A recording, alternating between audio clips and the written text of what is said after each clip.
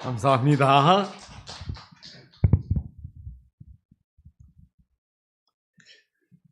예수님이 부활하셨습니다. 제가 높은 데 서니까 부담스럽네요. 내려가서. 네, 제가.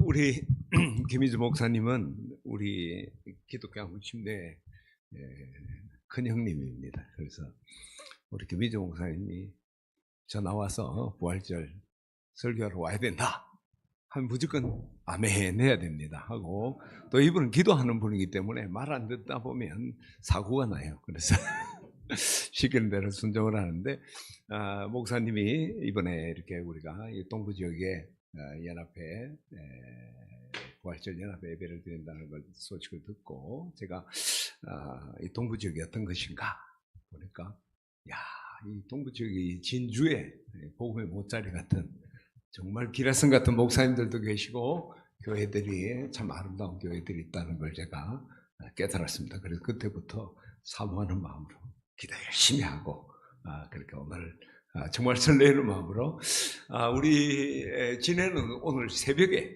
우리가 이제 늘 합니다. 그러면 이제 저희 교회에서 예배하는데 오늘 새벽에 하고, 우리 예배 1, 2, 3부 하고, 오늘은 또 우리 부활절 침례교회는 침례식을 하거든요. 침례는 물에 확 담그는 겁니다. 잡아뜨려서 담궈서 많은 분들도 침례도 하고 마치자 바로 이렇게 사모하는 마음으로 왔는데, 오늘 또 이렇게 또 좀 얼굴 익은 우리 목사님도 계시고, 우리가 귀한 은혜 시간 되기를 소망합니다.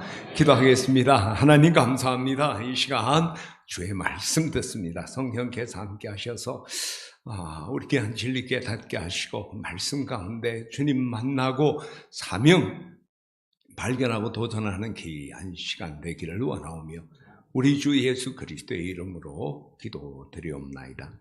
아멘. 이렇게 되죠. 금방스럽게 한다고 그럴까봐 우리 김희종 목사한테 혼나거든요, 내가. 여러분, 옛날에 뮤지컬 가운데 지붕 위의 바이올린이라는 그런 뮤지컬이 있었어요. 좀 오래됐죠. 그 뮤지컬이 이렇게 쭉 진행되다가 말미에 되면 이제 유대 전통 결혼식이 이렇게 진행이 되는데, 이제 결혼 끝날 쯤 되면 신랑 앞에 유리컵을 하나 딱 넣는 거예요. 그러니까 그 유리컵을 신랑이 딱 밟는 거예요. 그 이유는 오늘 이 혼인이 결혼이 되면 유리컵을 밟아 깨트린 것처럼 이제 다시는 물릴 수가 없다는 거죠. 두 번째는 이 유대인들이 참 비극의 역사를 보냈잖아요. 그게 바로 하나님의 말씀과 계명을 지키지 못했기 때문에 우리가 이런 유리컵이 깨지는 것 같은 그런 아픔을 당했다. 그 잊지 마라. 이 축제 시간에 자칫하면 축제 때문에 우리가 잘못했던 것들 잊어버리고 또 실수를 반복해서는 안 된다 하는 걸 경각심을 불러일으키는 거예요. 저는 그런 것들이 우리가 2000년 역사 동안에 유대인들이 참 어려움을 당했지만 그래도 명백을 유지하고 영향력을 끼치는 것이 바로 여기에 있다고 생각해요. 여러분, 죄에 있는 사람은 인생에 잊어야 될 것 빨리 털어버립니다. 그 아픔을 갖고 있으면 트라우마가 되잖아요. 그리고 또 기억해야 될 것은 잊지 않는 거죠. 기억해야 될 거 잊어버리면 자꾸 그런 실수를 반복하게 되는 거죠. 그러나 지혜 없는 자는 잊어야 될 것 가슴에 품고 기억해야 될 것 잊어버리는 어리석은 범이에요. 그래서 저는 오늘 아침이 아니죠. 오늘 낮에 우리 인생에 꼭 기억해야 될 것, 예수님이 부활하신 이 날 우리 인생에 다른 거 다 잊어버려도 기억할 네 가지 사실을 여러분에게 좀 소개하고자 합니다. 첫 번째는 죽음이 있다는 겁니다. 한 번 죽는 것은 사람에게 정해진 것이라는 거죠. 세무 10년 화무 11홍이란 말이 있잖아요. 세상 권세에 10년 가는 거 없고 꽃 10일 가는 꽃이 없다는 거예요. 저희는 지내니까 지금 벚꽃이 막 난립니다. 벚꽃인데 이게 벚꽃이 사쿠라라 그러잖아요. 이게 화사히 피었다가 한 일주일 지나면 다 떨어지면서 그것도 그 떨어지는 것도 멋있어요. 눈이 오는 것처럼. 그렇게 오래가는 꽃이 없다는 거죠. 우리 인생의 모든 것이 영원할 것 같지만은 사실 영원하지 않죠. 사랑도 영원할 것 같잖아요. 결혼이 뭡니까? 결국 혼자 되는 게 결혼이에요. 이 사랑도 그런데 저도 연애 결혼하고 사랑을 했는데 어떤 아이가 이제 엄마랑 지하철을 타고 가는데 아이가 막 떠들었어. 그러니까 엄마가 창피하잖아요. 그래 애한테 엄마는 어떤 사람을 제일 싫어한다고 했지? 하고 물었어요. 떠드는 아이 그걸 이제 물으려고 한 거죠. 그러니까 아이가 딱 엄마를 보더니 아빠 이런 사랑해서 결혼했는데 아이가 미워하는 그런 관계가 됐다는 거죠. 이처럼 모든 것이 끝날 때가 있는데 우리 인생도 끝날 때가 있다는 걸 우리가 기억해야 돼요. 아무리 우리가 무드셀라가 장수한 사람이지만 죽음이 있었잖아요. 아담도 삼손같이 힘이 센 사람도 죽음을 피할 수는 없다는 거죠. 모두가 그 죽음이 있는 거예요. 그런데 우리가 알죠. 그걸 잊어버리고 그렇게 죽음이 있다는 걸 늘 기억하지 못한다면 어느 순간 내 앞에 죽음이 왔을 때 정말 황망해지는 것이죠. 그래서 트라피스트 수도원은 무건 수행을 하는 수도원이에요.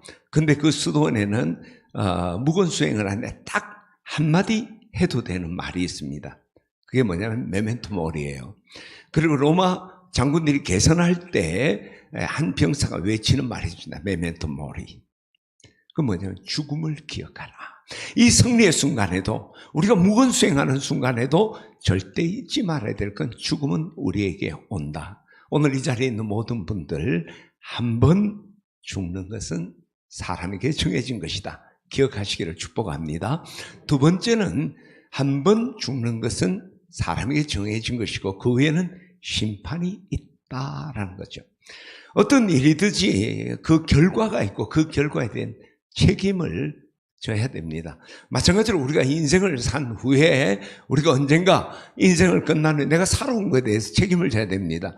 세상에서는 도피할 수 있습니다. 묵비권도 있습니다. 그러나 우리가 언젠가는 인생을 마칠 때 하나님 앞에 섰을 때 내가 살아온 것에 대해서 말해야 되고 책임을 져야 됩니다.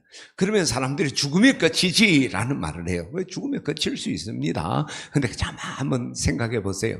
우리가 진화론도 이야기하고 뭐 여러 가지 이야기를 하는데 뭐 다 좋다 칩시다.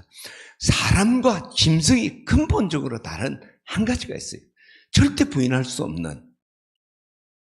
짐승은 사람은요 고대로부터 원시인이다 할지라도 고대로부터 지금까지 다 종교라는 게 있습니다. 신앙이라는 게 있다. 짐승은요, 개는 내보다 더 똑똑해요. 길 잘 찾아갑니다. 얼마나 영특한지 몰라요. 그러나 짐승 고대로부터 지금까지 짐승에게 신앙이라는 건 없습니다.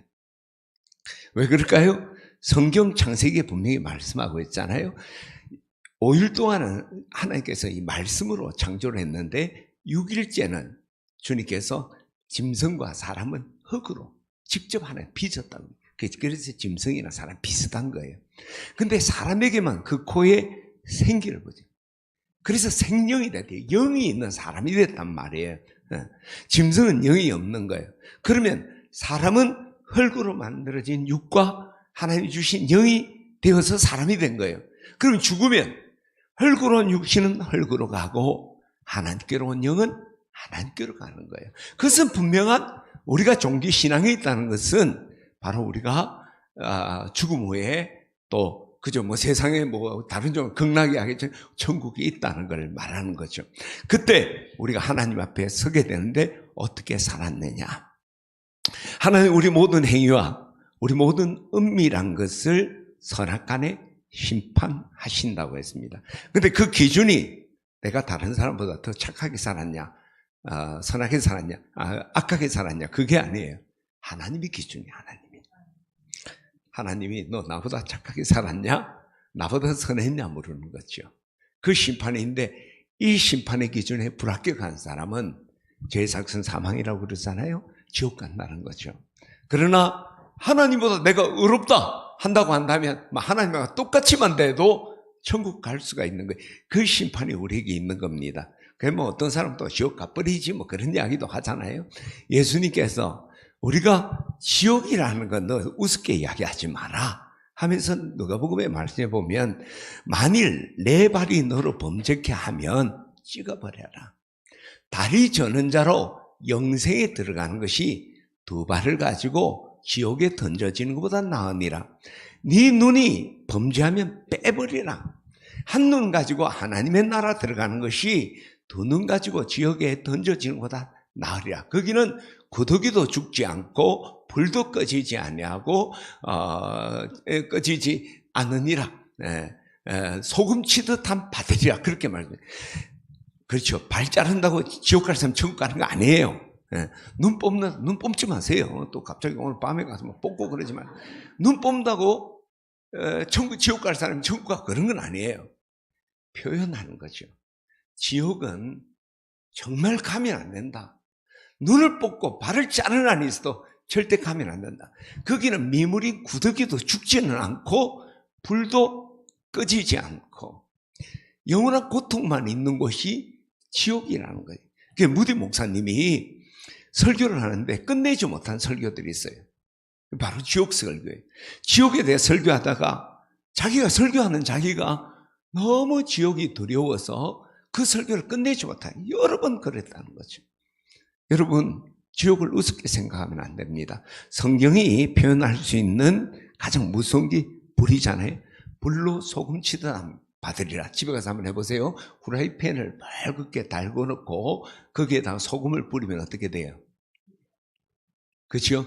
리얼하게 표현된 거예요. 지옥이 그렇다는 거예요. 여러분 집에 여러분 여기서 내가 확인을 안 하겠습니다. 혹시 라이터를 갖고 있는 분들은 손가락을 한번 찢어보세요. 뜨거워 죽습니다. 그런데 지옥은 그 불이 꺼지지 않는 고통. 주님께서 그렇게 묘사를 한 거예요. 절대 가지 마라.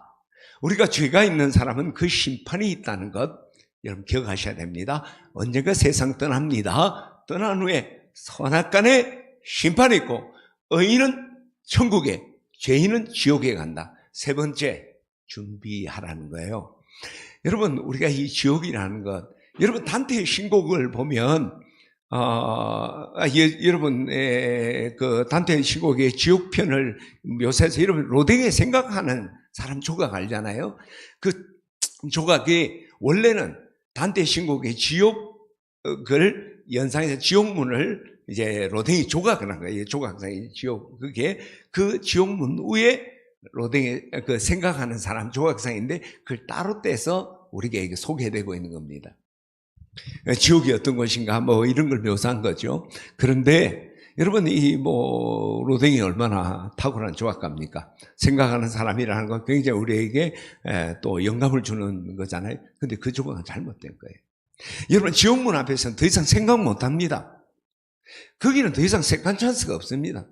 지옥 앞에 섰을 때는 끝이라는 거예요. 우리 인생 떠나고 나면 더 이상 새로운 기회라는 것이 없어요. 그게 지옥이라는 거예요.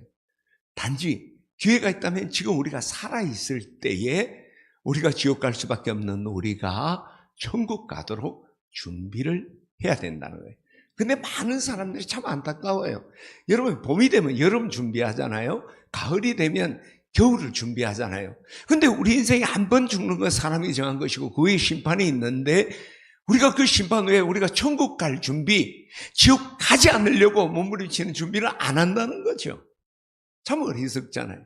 그나마 그래도 종교적인 마인드가 좀 있는 분들은 그래, 우리 인생의 고통, 현재 사는 동안도 죄라는 것이 우리로 하여금 고통 짓누리게 하고 내가 이 죄를 털어내지 못하면 언젠가 이 세상 떠나가서 안 좋은 곳에 갈 것이다. 그런 생각을 해요. 그래서 세상에 있는 윤리, 도덕, 철학, 종교 모든 것이 죄 문제를 어떻게 해결할 것인가 하는 것에 대해서 연구를 하는 거예요. 여러분, 이 세상에 있는 모든 종교, 윤리, 도덕, 철학이 죄 문제를 해결하는 방법은 딱 두 가지 안에 다 들어갑니다. 맞아요. 제가 전공이 철학을 했어요, 대학에서. 그래서 그거 보면 비교 종교학 뭐 이런 게 있어요. 모든 종교에 한 개 딱 틀어서 그냥 딱 두 가지에 다 돼요. 첫 번째는 내가 죄를 지었으니까 죄값을 치르자는 거예요. 그래서 좀 소극적으로 내 죄 지었으니까 고행을 통해서 페널티를 내 몸이 받는 거예요. 적극적인 것은 내가 죄를 지었으니까 선행을 통해서 보상을 하는 거죠. 그게 죄를 해결하는 첫 번째 방법이에요. 근데 문제는 우리가 뭐 자기가 고행을 통해 죄를 깨닫는 것도 소중한 거고 착한 일하는 것도 좋은 일이죠. 그래서 세상이 좀 착한 사람들 생겨나는 거죠. 그러나 기억하셔야 돼요. 우리의 죄의 문제는 율법을 따라 그의 모든 물건이 피로서 정결케 되나니 피 흘림이 없은 즉 사함이 없느냐. 죄의 삭은 사망이다. 내가 부모한테 불효라고 청량리 양로원에 가서 쌀 한 가마니 갖다 준다고 내가 지은 죄가 사라지는 건 아니에요. 마음이 위하는데요. 좋은 일이에요. 그러나 해결은 안 된다는 거예요. 우리의 죄의 값은 성경은 분명히 말하는 게 죽음이다. 여러분 기독교만이 아니에요. 여러분 고대로부터 지금까지 한번 보세요. 모든 종교에는 제사가 있는데 어떤 제사입니까? 피의 제사예요. 모든 제사는 피의 제사란 말이에요. 그러니까 피라는 게 필요하다는 거 아니까 그런 어떤 짝퉁을 하는 거예요. 이미테이션으로 그렇게 한 거죠. 그래서 첫 번째 방법은 실패한 거예요. 두 번째 방법이 뭐냐면은 내가 지은 죄의 값을 치를 수가 없다면 완벽하게 두 번째는 그러면 지금부터 죄를 짓지 말자는. 그래서 면벽 수련을 하고 금욕을 하고 죄에 안 지려고 몸부림치고 법도 죄 못 짓게 만들려고 사형제도도 공갈 쳐서 죄 못 지게 만드는 거예요. 얼마나 좋아요. 죄 안 지으면 지옥 안 가요. 그렇게 되면 돼요. 근데 여러분 죄 안 짓고 살 수가 있습니까? 죄 안 짓고 살 수 있습니까? 여러분 잘 기억해야 돼요. 우리는 죄를 지어서 죄인이 아닙니다. 우리는 죄인이기 때문에 죄를 짓고 살 수밖에 없어요. 제가 오늘 새벽 3시 반에 일어났어요. 그리고 제가 앞주간에 2주간 우리 사순절 특세를 해서 내가 계속 새벽 3시에 일어나서 계속 집회하고 그렇게 했어요. 자, 오늘 3시에 일어나서 우리 교회에서 이제 새벽 5시 예배 드리고 우리 6시 반부터 일부 예배 9시, 11시 침례를 오늘 24명을 줬는데 침례를 주고 이러면 물속에 풍덩풍덩 빠뜨리면서 막 그냥 막 빨래하듯이 막 해요.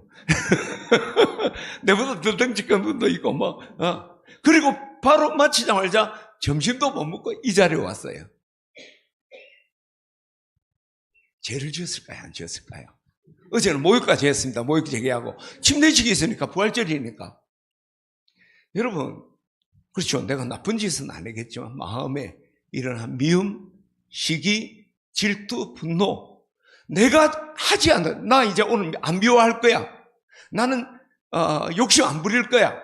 한다고 되는 게 아니야. 내게 불쑥불쑥 일어나는 거에서 내가 자유로울 수가 없어요.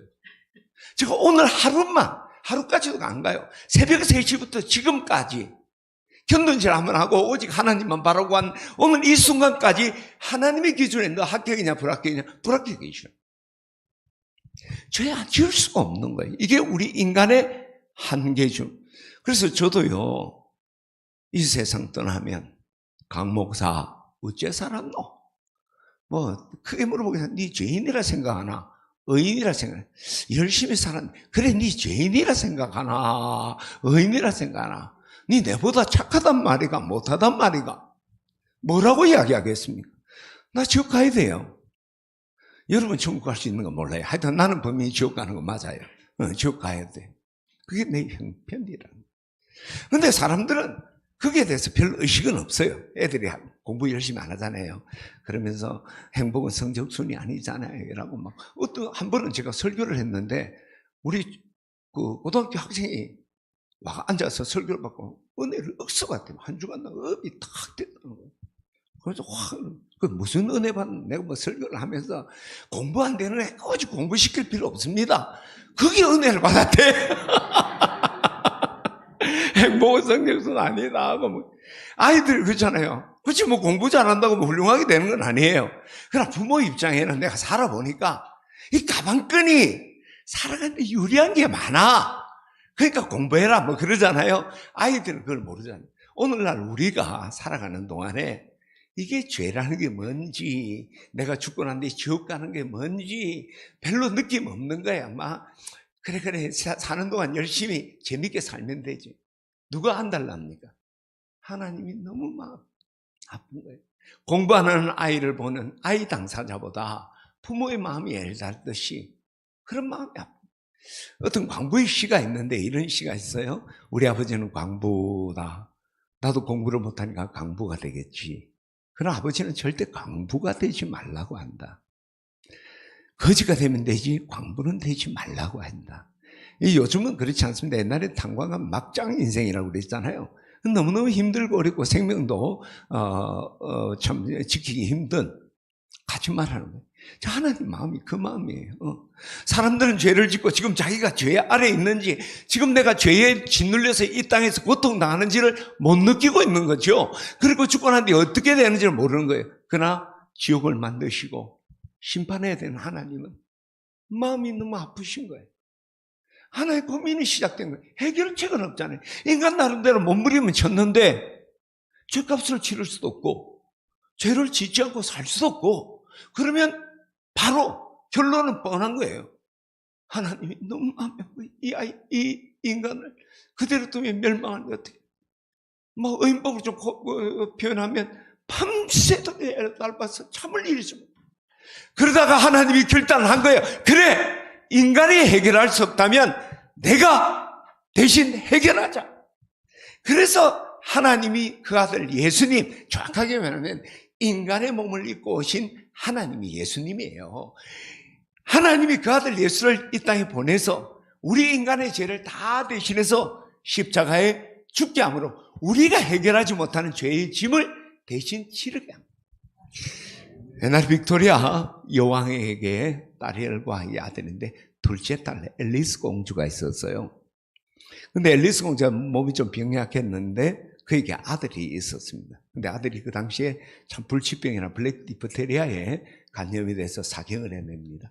그래서 공주가, 앨리스 공주가 청성껏 간호를 하는데 하루는 의사 선생님이 이제 접근 금지 명령하는 거예요. 우리 코로나처럼 이 감염이 되면 또 공주가 면역성이 약하니까 같이 다 죽는다는 거예요. 그래서 이제 왕자 곁으로 오지 말라고 그래요.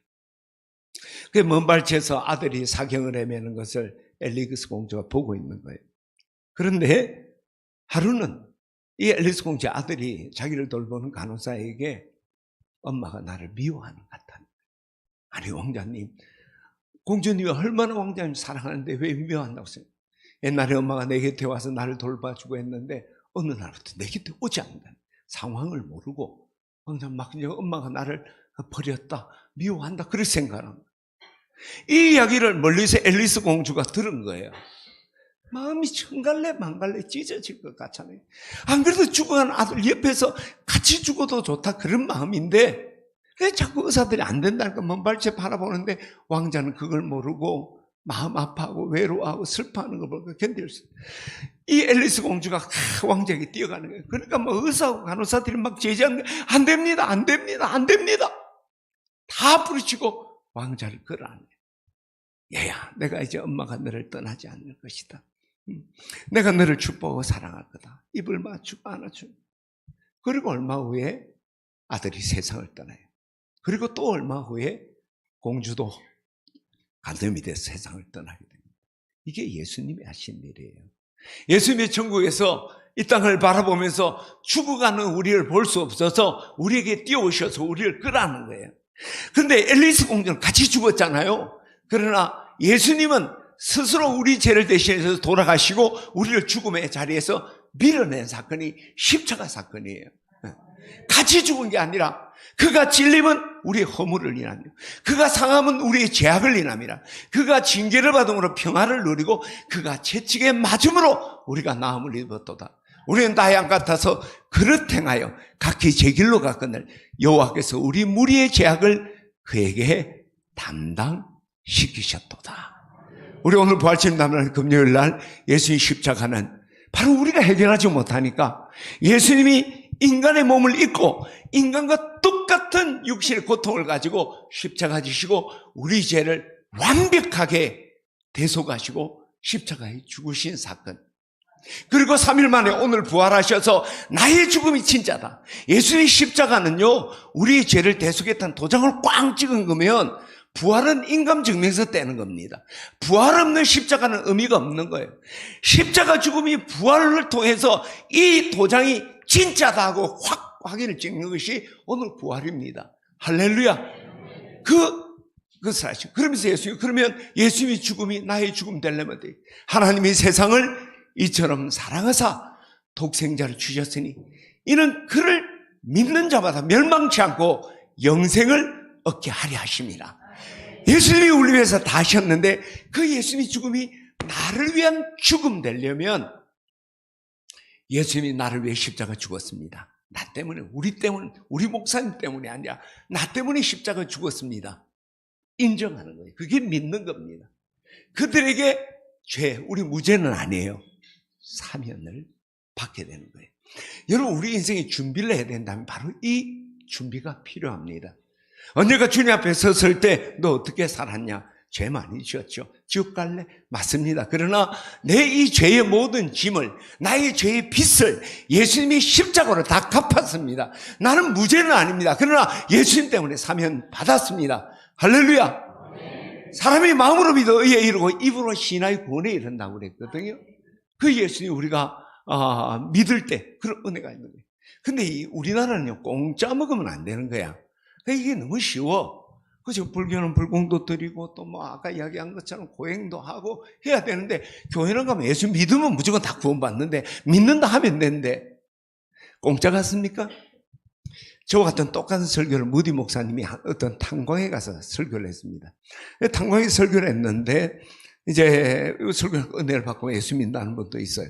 목사님 설교를 마치고 나가는데 탄광 소장이 따라왔어요. 목사님, 믿음이 구원받는데 또 뭐 해야 됩니까? 뭐 돈을 좀 내야 됩니까? 어떻게 해야 됩니까? 너무 공짜라는 거죠. 그때 무디 목사님이 탄광 소장에게 오늘 탄광 비행도에 내려가 또 하셨습니까? 갔다는 거예요. 얼마나 깊이 됩니까? 수천 피트가 되죠. 아니 어떻게 갔습니까? 엘리베이터 타고 갔잖아요. 엘리베이터를 안 모시고 엘리베이터 타고 어떤 사람 자꾸 엘리베이터 뭐 베러리 하니까 자꾸 베러리 하면 제러리 던져버린다? 그런데 잘 모르는구나. 죄송합니다. 자, 엘리베이터 타고 내려갔다는 거예요. 맞습니다.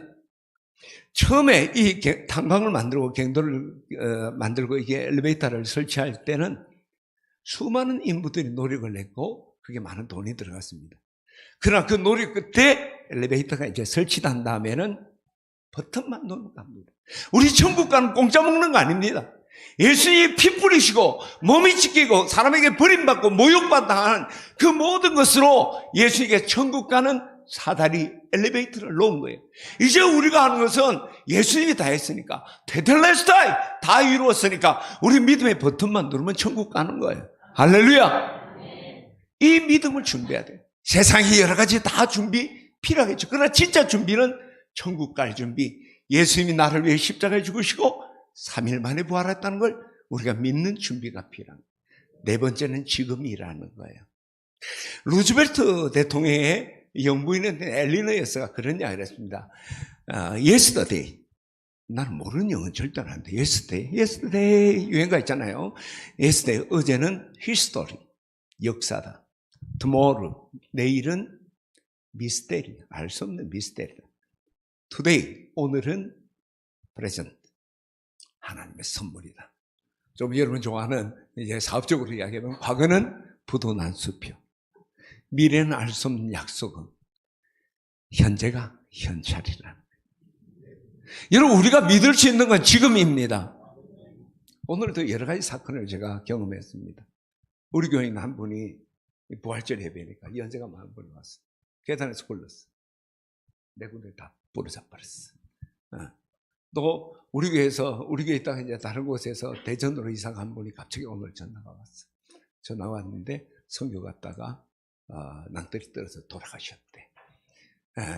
또 이 투병하던 그렇게 나이 많은 분도 아닌데 오늘 돌아가셨대. 예수님 부활하신 날에 서로 맞받고 간. 여러분, 우리의 죽음이 언제 온다고 생각합니까? 어떤 젊은이가 목사님에게 찾아와서 죽음은 언제 준비해야 됩니까? 천국 언제 준비해야 됩니까? 죽기 전에 하면 돼. 그러니까 젊은이가 아직 죽을 날이 많이 남았다고 생각했죠. 그래서 여유를 가졌죠. 그리고 이제 목양실에 이제 좀 평안한 마음으로 인사하고 나가는데 목사님이 뒤에다가 여보게 젊은이, 언제 죽는다고 생각하나? 언제 죽는다고 생각하나? 여러분, 우리의 죽음의 시간, 그렇죠? 그 카이로스는 우리가 알 수가 없는 거예요. 우리가 확실한 건 지금입니다. 여러분, 우리가 천국 갈 준비, 지옥 안 가는 준비는 오늘 지금 여러분 해야 됩니다. 오늘 여러분, 예수님이 여러분의 죄를 대신하여 십자가에 죽으신 걸 믿고 천국 갈 준비하는 사랑하는 모든 성도들 되기를 축복합니다. 그러면 제가 한번 물어보겠습니다. 여러분은 지금 천국 갈 준비가 되셨습니까? 오늘 이 자리에 온 분들은 다 믿음의 사람들이니까, 그렇죠? 우리 예수님이 나의 죄를 위해 십자가에 죽으시고 3일 만에 부활한 걸 믿고 천국 갈 준비가 된 줄 믿습니다. 구원받아 하나님 자녀 된 줄 믿습니다. 그런 우리에게 플러스 하나 더 기억해야 될 사실이 있습니다. 우리가 예수님을 믿고 구원받았다면 우리는 바로 이 복음의 증인이라는 거예요.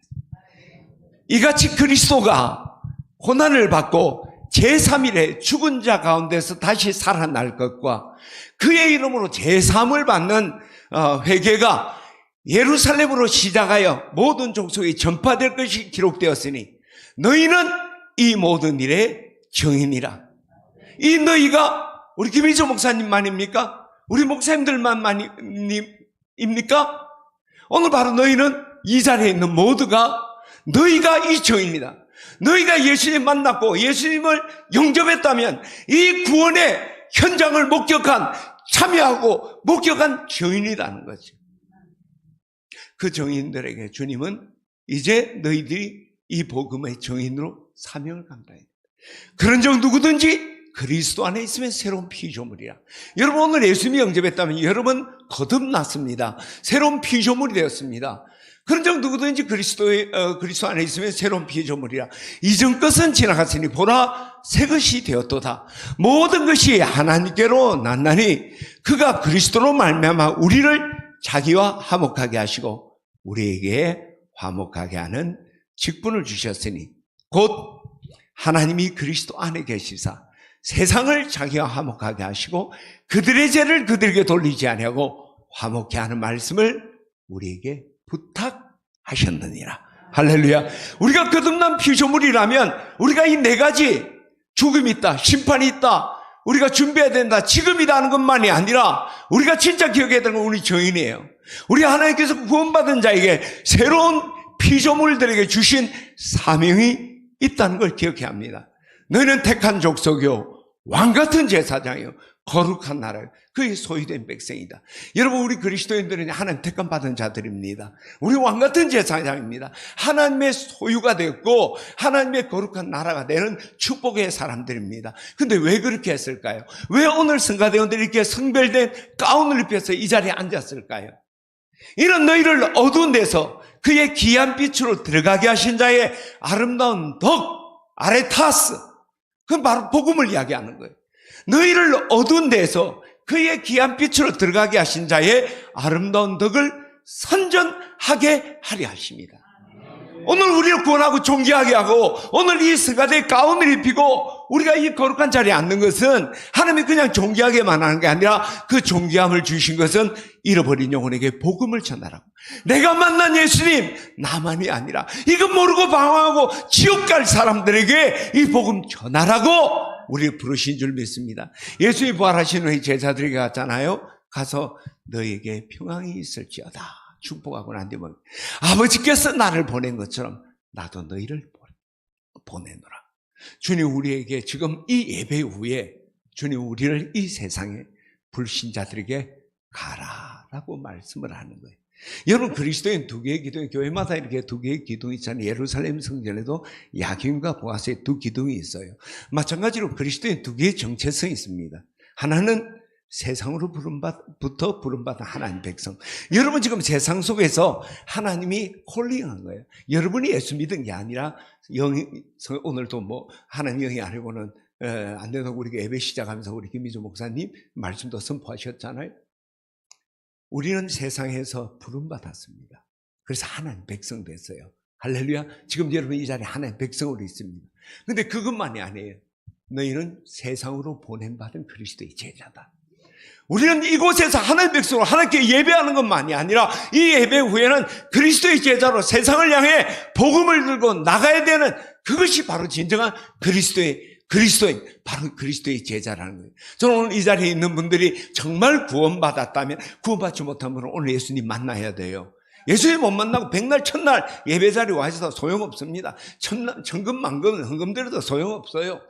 여러분, 예수 믿고 구원받기를 축복합니다. 그리고 구원받았다면 난 증인입니다. 새로운 피조물에 화목케 하는 사명을 우리가 받았습니다. 그 사명 가지고 세상을 향해 복음을 전해야 됩니다. 누구에게 전해야 될까요? 땅끝까지 이르러 모든 민족에게 전해야 됩니다. 근데 그게 우선순위가 있잖아요.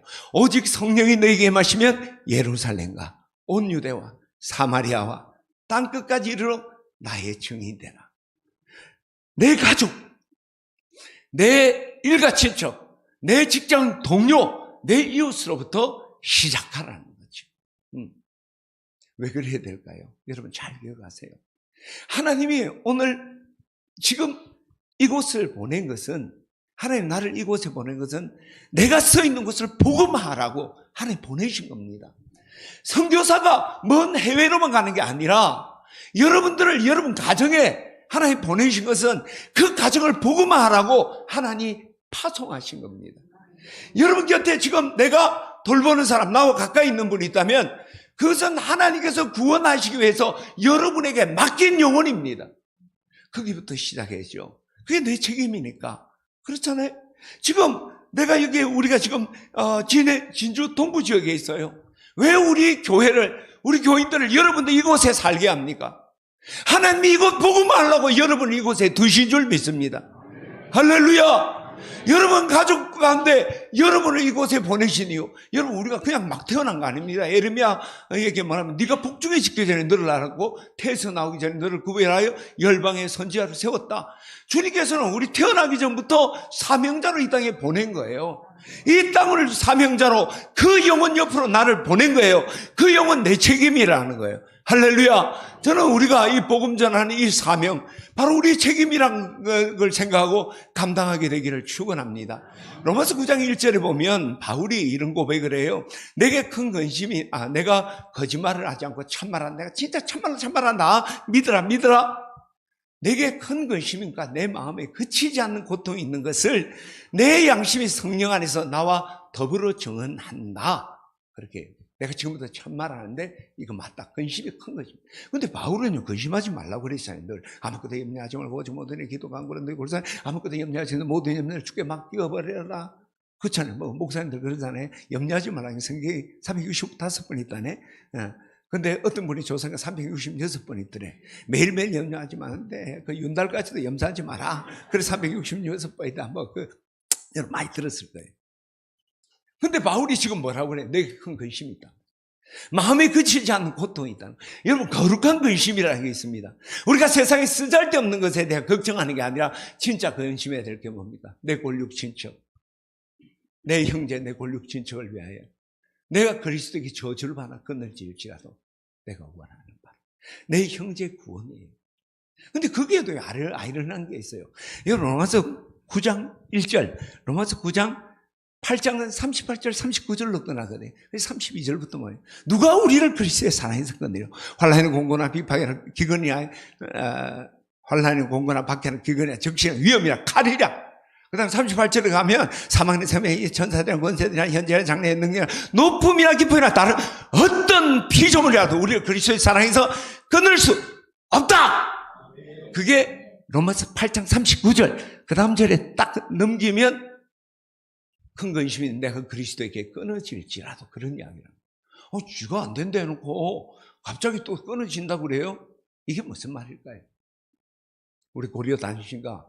이 몸이 죽고 100번 고쳐주고 넋이라도 이길 거 없고 이명한 일편단심이야 가실 줄이야 있으니 여러분 100번 고쳐 죽습니까?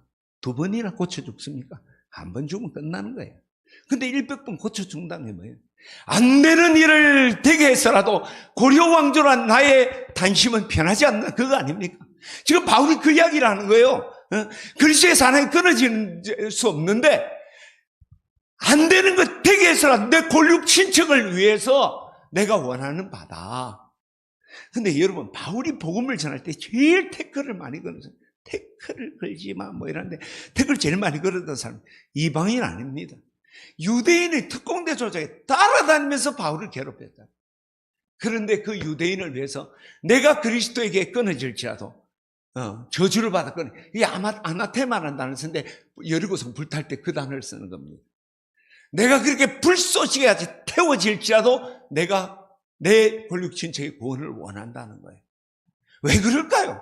이게 지금 보세요. 근심하지 말라 하는데 근심하고, 끊어질 수 없는데 끊어지게 해서라도, 그리고 그 나를 괴롭히는 유대인의 구원을 위해서.